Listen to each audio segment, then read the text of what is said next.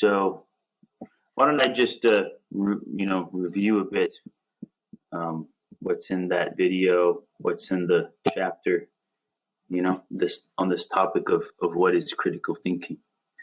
And I'll just dive into it directly. I kind of go in a roundabout way in the video, hoping that it will serve some pedagogical purpose. Basically, the purpose is to sort of see critical thinking in action.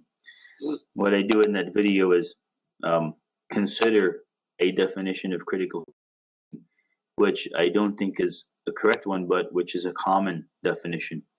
And then we go through the process of critically evaluating the definition. And starting with the basic, the basic starting point is that a definition should inform you about the meaning of the term that's being defined, right? And if in the process of hearing the definition, you're not able to really understand what the definition is saying, what the terms of the definition are saying, you won't be able to understand the term that the definition is defining. And that's important because sometimes people, let's say, pretend to define things and for reasons and purposes other than informing or helping others to understand the thing that they are defining.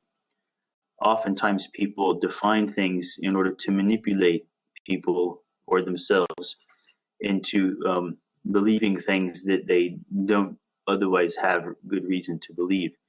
And this was what, ancient classical logicians and philosophers would call an act of sophistry, right? Sophistry is the activity of making it appear to people that they understand something which they don't really understand. And oftentimes that happens in an effort to manipulate people. Okay? So I could, for example, if I wanted to make you convinced of the incredible importance of the class you're in and the vaulted nature of the topic, give you a definition of critical thinking, as if, for example, I would just say critical thinking is the most important skill that you can ever develop in your life, right? And you may feel inspired by that. And if somebody then asks you, what is critical thinking? Do you know what it is? You may think to yourself, or you may feel like, yes, I can say that I know because the teacher told us it's the most important skill that I'll ever learn in my life. Well, as a matter of fact, you wouldn't know what critical thinking is if I were just to tell you that. You would only sort of be convinced of its importance without really even knowing what it is. And you would be in a really strange, absurd position of, being convinced of the importance of something you have no clue about or even what that thing is. And you really can't be convinced about something for good reasons without understanding what it is. So the first thing for you, in order to think or to actually have a good reason to believe that critical thinking is a class that's worth taking and that it's a skill that's worth developing, you would first need to really understand what it is, right? And not merely be made to feel or believe like you understand what it is. Then, and only then would you be able to say that you have, like, say, good reasons for thinking that it is important and a valuable pursuit and effort that you're making in the class. So, right, because at the outset, any class, just like any activity, might be an absolutely worthless one. And so, I suppose, at least curiosity and let's say we can probably say a well-founded trust in traditional educational authorities is good to sort of lead you at least to consider, right? So you've taken the course, right, to see what it is, and then you'll find out whether it was worth it, right, in the process. You might say by then it's too late, but life is an experiment, yeah, and you have to jump in and then you find out afterwards. Yeah, so here you are in critical thinking class. The first thing we're going to talk about is what it is, and we're going to do that before after the fact, after you've already decided that it's worth taking and finding out what it is, right? And that's life, right? So that's part of critical thinking too, asking ourselves what we can expect from ourselves. And it does seem like that in life, sometimes we have to take initial actions, right, based on the premise or a hypothesis, right, that something is worth doing or something is worth finding out about, right? And because we need to do that in order to even begin to find out whether it was worth it or not. Yeah. Anyway, that's kind of a diversion, but maybe not a useless diversion if you would think about that in a little bit, apply that to other aspects of life. But for this aspect of life, right, this class that we're taking right now, this question is, what is critical thinking? And the main point, as you see in the next section of the video, not the first one, is the critical thinking. Well, when we want to define critical thinking, we should just consider first off the two words that we're using: thinking and critical. Yeah. Now, if I were to first need to ascertain or fathom the mystery and question of what thinking is, before I start the class, we would never actually start the class. Okay? So we'll leave the question of what thinking is ultimately for level class after critical thinking. So first we're thinking, and then we have to think about what thinking is. But we want to think critically about what thinking is. So thinking is something we do all the time. And then when we ask what it is, it becomes more difficult to think about what it is, even though we're all the time doing it, right? And you might have a venture to suggest that, right, as Descartes did, if when we're not thinking, we're not really there. But so it's something very close to us, such that he even thought that I am my thinking. But whether he was right or wrong about that, it's definitely something that's very close to you. And yet, for all its closeness and familiarity, for the fact that it's constantly at every, let's say, waking moment of your life, accompanying your living thinking, right? It seems something, very also strange and, obscure to ask what it is. So let's leave that. Let's leave it as something that we just take for granted that we do for now, and go to critical, right? So thinking is an activity. We know that it's an activity in our minds. And if you ask what kind of activity it is, the only thing we can say at this point is the activity of thinking things. But it does have to do with truth. If you think something is the case, you take it to be true, right? And if you don't think something is the case, you take it to be false. Yeah. So let's take a step from that back and then go to the term critical. And we find that the term critical, it comes from the term criterion, which means, well, criterion is a word that, English language steals the words from other languages, and especially, of course, philosophical words are usually stolen from Greek, right? And the term criterion is actually a Greek word. If you change the C to a K, you get the Greek word criterion. Yeah? Maybe if you change most English words that have C in them to K, you end up with a Greek word. It could be an experiment to find out how many words are like that. But criterion in Greek comes from a root, kritis, which means a judge. So criterion is a kind of a tool to make a judgment, or a tool for judging, or a standard for judging, right? And that means that that's what, the English word criterion means in plural: criteria, standards or tools for judging. And that means that critical thinking is thinking according to or by means of a standard or tool for judging. Okay? And once we get to that point, we realize that critical thinking is always involving judgment and judging. Okay? So when we ask what a judgment, right, we find that it's a decision. A judgment is a decision, and in the interest of the book here, I basically assert that a judgment is a decision about whether to believe something is true or whether to believe it's false or whether to suspend judgment in that, right? To suspend judgment on that particular question. So suspending judgment is also one of these decisions. So you have three options, not just two, right? And maybe that you decide to believe something is true. You may decide to believe it's false, or you may decide not to take a position at the current moment, right? And hopefully that would be for lack of sufficient evidence on which to base the decision, right? Sometimes it's for other reasons, right? Sometimes it's for, indecision or, cowardice or a desire for self-deception, right? And so there may be many bad reasons to suspend judgment in the face of evidence that is fairly conclusive, at least good enough that you should make one of the judgments.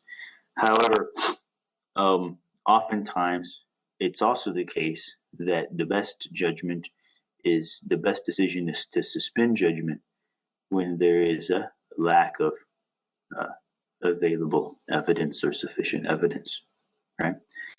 So it can go both ways, and the whole thing comes down to, right, whether there is or isn't adequate information, right, or evidence or reasons to believe. But everything I said there presupposed something that I slipped in here, isn't it? And that is the idea that decisions ought to be made on the basis of evidence. Yeah. And why would I do that? Why would I think that's the case? Yeah.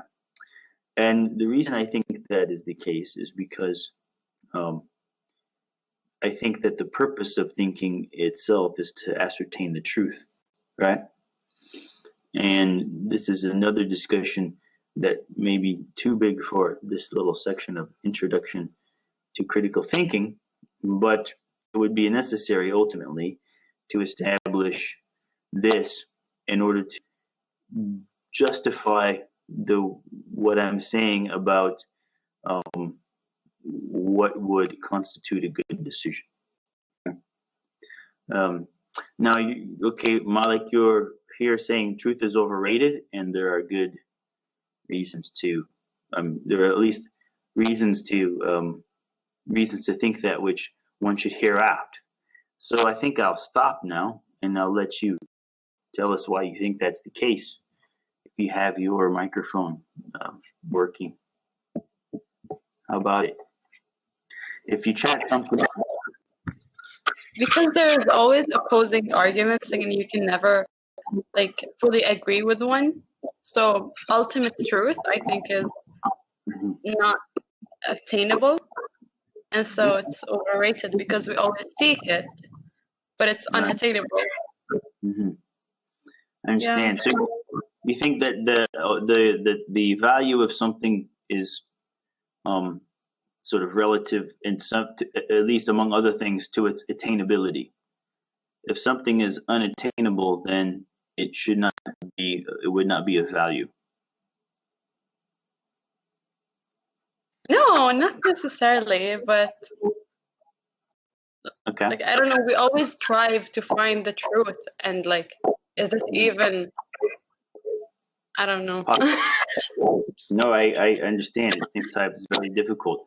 Well, I'm only taken by your words, so sometimes, you might be annoyed after a while by me, because I will always take you on the basis of what you say, or at least on the basis of what I'm,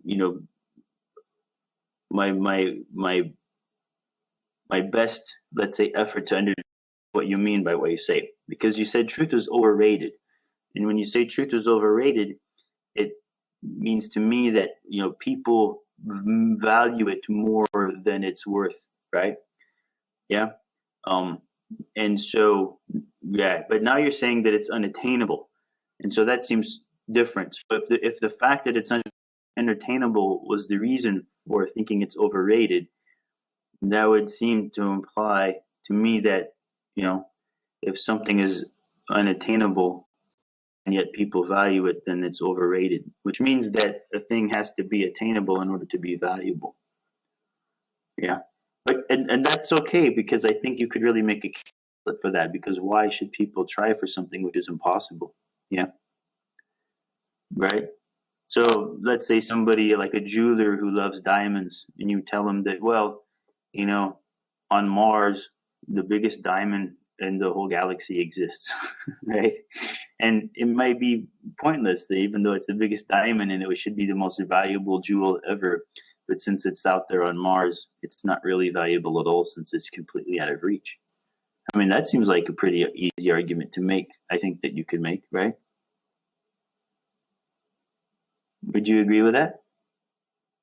Okay, yeah. So that's okay. That's what I was thinking. Yeah. But that would depend on it being completely out of reach, right? Hmm. Right. But then what if it were the case that, every activity that human beings did was found in the end to be aimed at this diamond on Mars? Yeah. That's kind of a strange, example there. So let's think of something better, something more natural. We say that, the plants,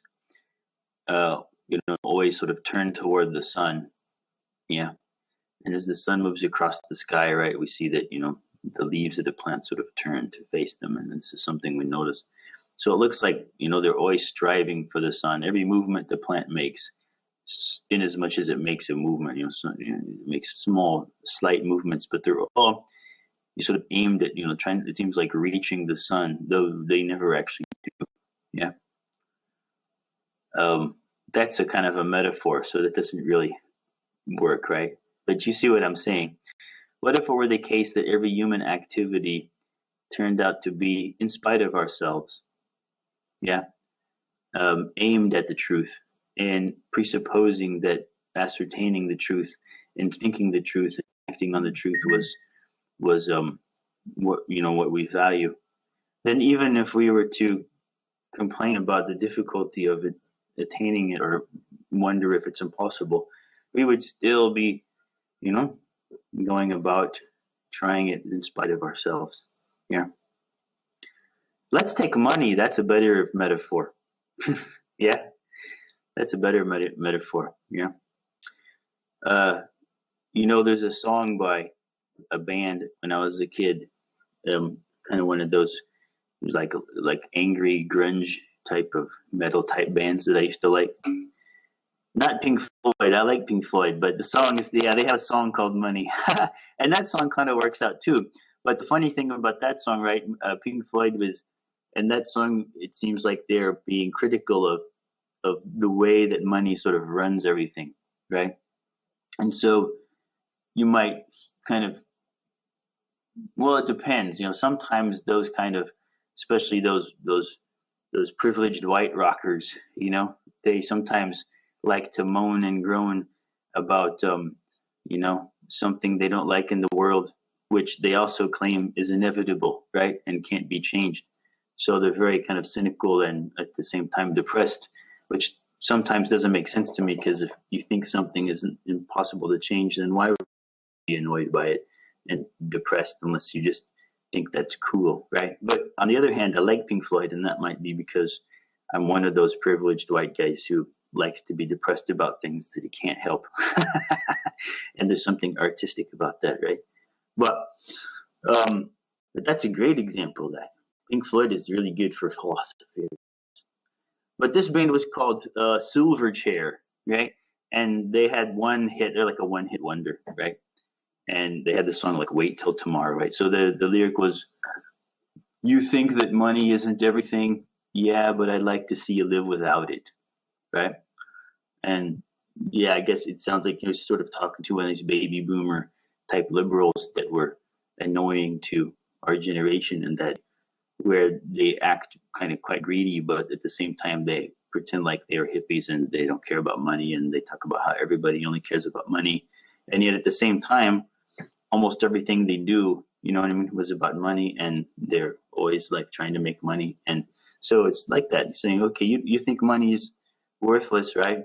Well, I'd like to see you live without it. And, the guy's saying, no, they're not actually going to go and live without money. And so, basically it turned out he's saying, right, your actions show that, money basically is everything. Yeah.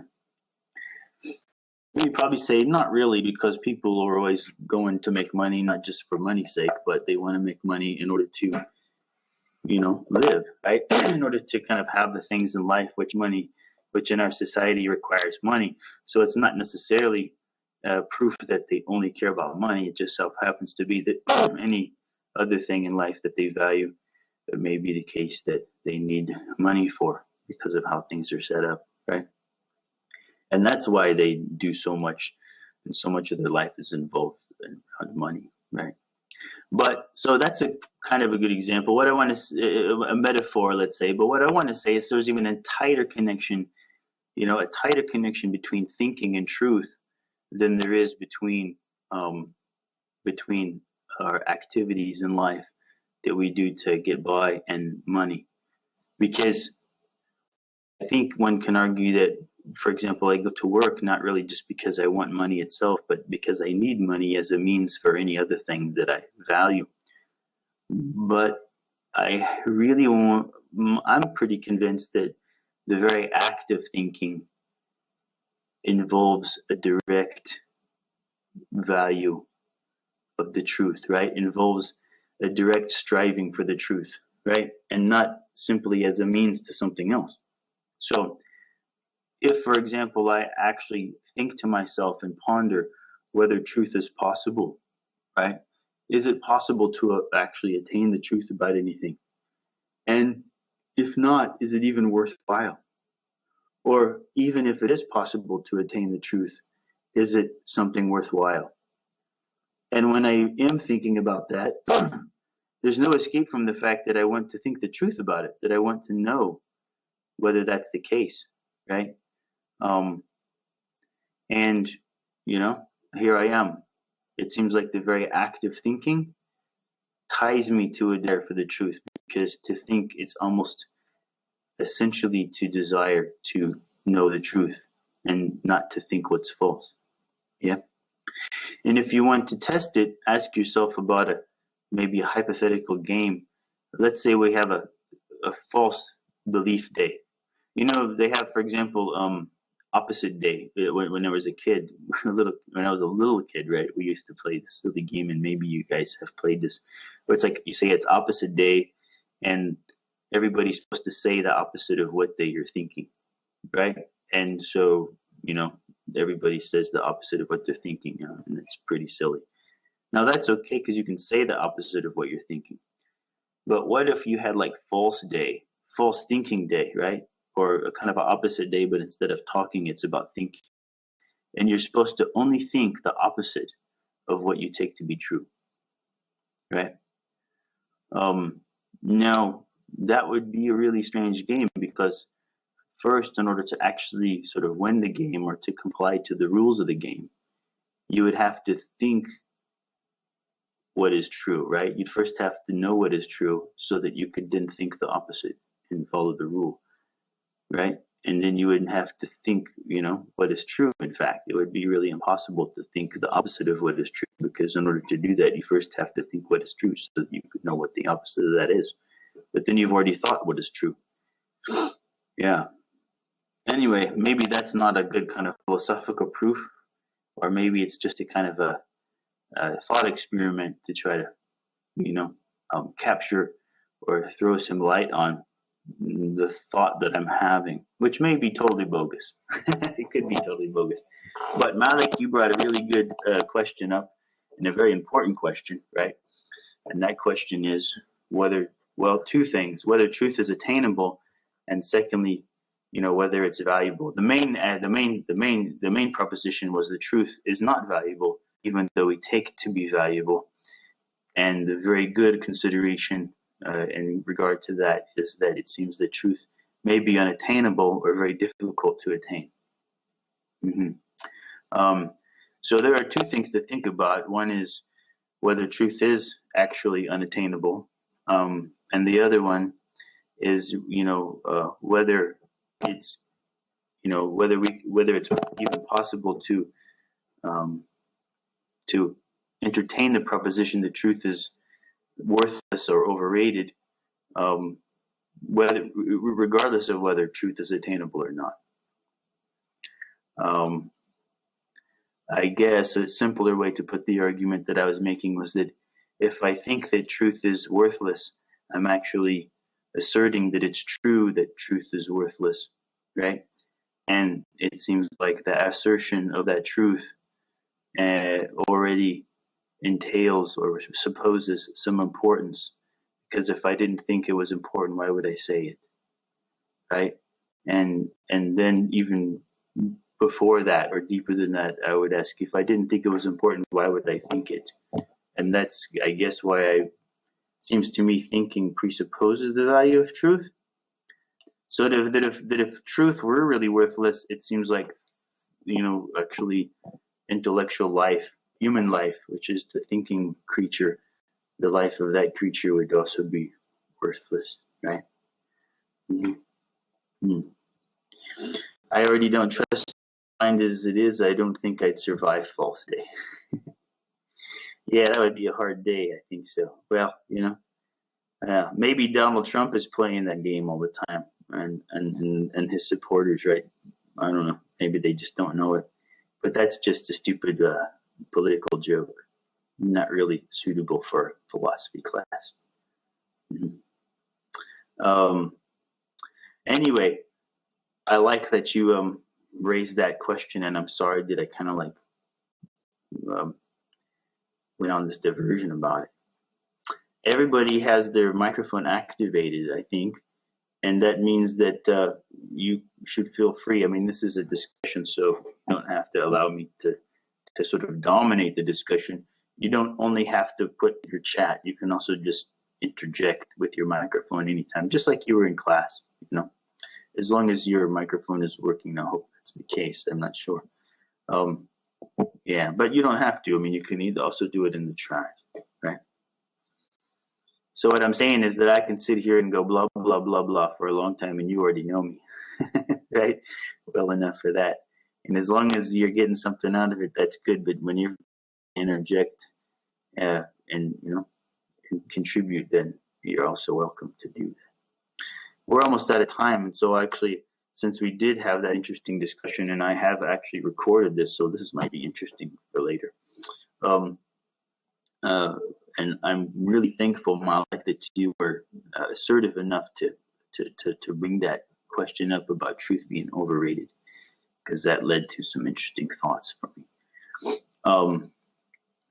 But so we'll have to, though, put that aside, because that may be one almost endless discussion. And I'm going to just say, right, for the purpose of our class, because I don't see how I could sort of tackle thinking as an activity other than as to think of it as aiming at the truth. And so in that case, we're going to, as part of our paradigm in looking at critical thinking, presuppose that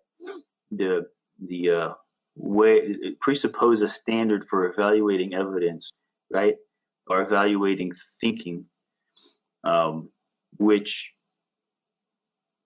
puts truth in the center and makes truth the purpose of thinking, so that when we are critically evaluating thinking, we are going to look for, and when we're asking what reasons we have to decide to believe that something is true or to decide to believe that something is false, we're going to be basing our decision on the likelihood that given the information we have, right, the evidence, that thing is true or not. Yeah. So we're going to weigh our decisions, or we're going to evaluate our decisions about what to believe based on what reasons we have for believing the thing is true. Yeah. There are other reasons for believing something.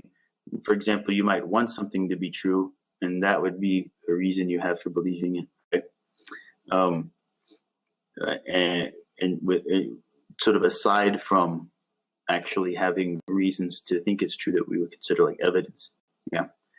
Um, and those sometimes may be reasons to believe that it's true. And perhaps the belief that truth is attainable, right, is something which we only have a reason to believe because it makes it possible and sensible to go on thinking, right? In which case that might be enough reason to believe that truth is attainable, right? But I don't really think that's the case, and we'll find that out later if we, we use the skills. We'll be able to. You will be able to ascertain and evaluate that yourself better. The more empowered you are, right? The more skills you have in thinking, which I think means even if you find that most of what I'm trying to teach you in this class isn't really useful, you'll at least know that it's not useful. And that in itself will be empowering to you, right? Because what I am going to be teaching you isn't something really new or innovative. It's pretty rooted in, classical, traditional thought, uh, how to go about thinking clearly, and, what's the best way to use um, to actually engage in the activity of thinking with a view to ascertaining the truth about things. It goes back to ancient Greek thought when they laid down the foundations of logic, which is the tool that we're really going to be using most of the time, and then developed over years after that, not only in this sort of Western tradition that we kind of trace back to ancient Greeks, but also independently, and India and China to a lesser degree, they have developed systems of logic, right?